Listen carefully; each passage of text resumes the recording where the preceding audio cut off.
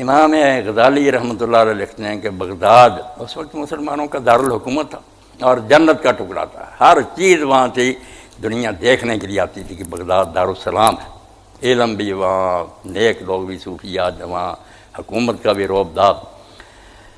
تو کھلے بازار میں ایک آدمی نامراد نوجوان ایک بچی کو پکڑے کھڑا تھا، شرارتیں کر رہا تھا، لوگ اس حرامی کو جانتے تھے، کوئی آگے بڑھ کر روکنے کی ضرورت نہیں کرتا۔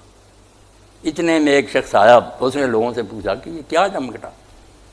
انہوں نے کہا معاملہ یہ ہے، مگر کون روکے اس حرامی کو، سب اپنی عزت کا خیال رکھتے ہیں۔ وہ قریب گئے اور کان میں کچھ کار چلتے بنے، وہ بے ہوش ہو کر گر گیا۔ اب لوگوں نے اس کے ہاتھ پاؤں ملے، ہوش میں آیا تو اس نے پوچھا یہ آدمی کون تھا؟ انہوں نے کہا تو نے یار بشر کا نام سنا؟ بشر ابن الحارث الحافی۔ انہوں نے کہا شاید سنا تو ہے کہ شہر کے بڑے ولی ہیں، مگر میں کبھی انہیں ملا نہیں۔ انہوں نے کہا وہی تھے۔ تو تجھے کیا کہا؟ اس نے کہا انہوں نے میرے کان میں صرف یہ بات کہی کہ تو کیا کر رہا ہے، تیرا خدا تجھے دیکھ رہا۔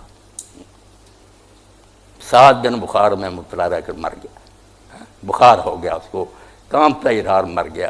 اس نے کہا تو کیا کر رہا، تیرا خدا تجھے دیکھ رہا۔ اب کوئی مولوی اس کی فکر نہیں کرتا، کوئی جماعت نہیں کرتی کہ لوگوں میں ایمان پیدا کرنے کے لیے اللہ کے رسول کے طریقہ پر کوئی کوشش کی جائے۔